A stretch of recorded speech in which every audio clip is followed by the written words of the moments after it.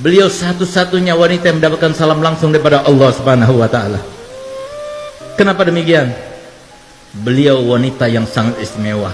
Tidak pernah terjadi di dunia seorang wanita yang setia kepada suaminya seperti Sayyidah Khadijah kepada Nabi Muhammad SAW. Pertama kali beliau kawin dengan Nabi Muhammad. Nabi Muhammad umurnya masih 25 tahun, belum diangkat menjadi Rasul. Maka apa yang diucapkan oleh Sayyidah Khadijah kepada Nabi Muhammad? Wahai Muhammad, engkau kini sudah menjadi suamiku. Maka mulai saat ini, rumahku ini rumahmu, hartaku hartamu, dan aku adalah budak perempuanmu. Beliau ucapkan yang semacam itu bukan cuma ucapan bualan, tapi dibuktikan semenjak beliau menjadi istri Nabi Muhammad, semua karirnya ditinggalkan, semuanya difokuskan kehidupannya hanya untuk Nabi Muhammad. Nabi Muhammad diberikan harta yang banyak, diberikan ini, sodakokan, dipinjamkan, silaturahmi, sampai ketika Nabi Muhammad diangkat menjadi seorang Nabi dan Rasul, beliau sudah tidak punya.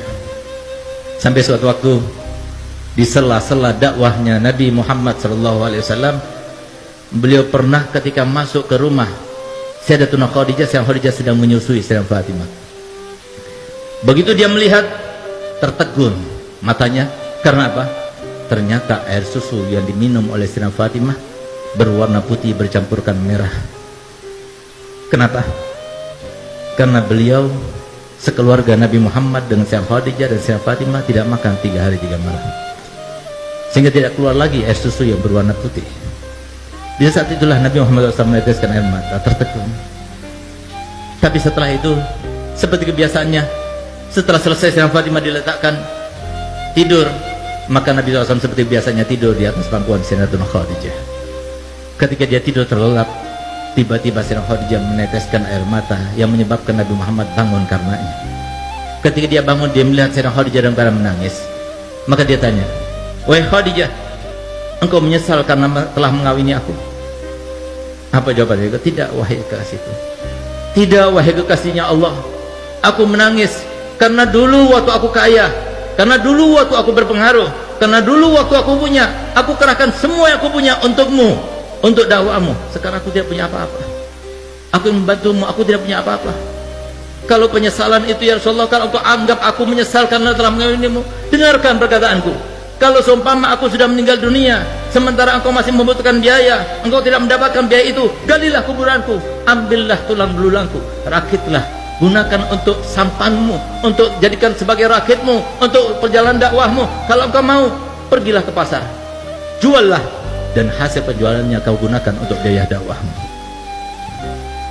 Sayyidah Khadijah bukan cuma bualan saja.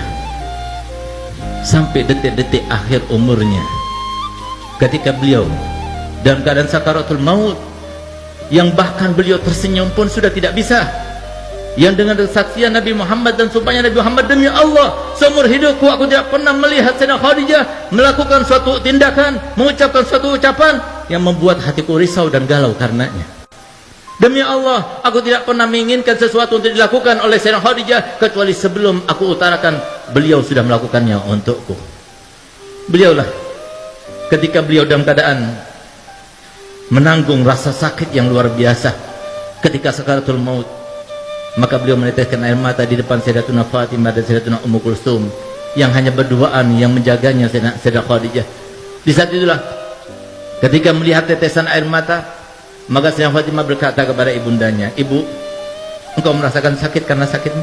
"Tidak, tapi aku menangis karena memikirkan ayahmu. Kalau aku sudah meninggal, siapa akan memasakkan untuk ayahmu?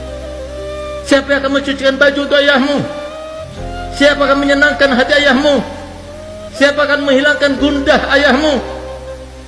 Maka Sayyidah Fatimah berkata, "Ibu, semua yang kau lakukan, aku akan melakukannya untuk ayahku." Subhanallah, sehingga pantas Sayyidah Fatimah dijuluki oleh ayahnya Ummu Abiha, ibu dari ayahnya sendiri. Setelah Sayyidah Khadijah meninggal dunia, semua yang dilakukan oleh Sayyidah Khadijah, semuanya dilakukan oleh Sayyidah Fatimah.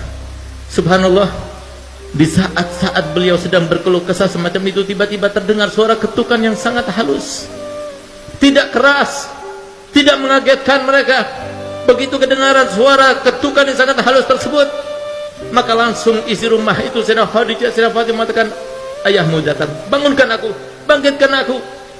Sayyidah Khadijah duduk sudah tidak kuat, tapi minta pada Fatimah supaya ditopang dengan lututnya, supaya kelihatan seakan-akan dia duduk.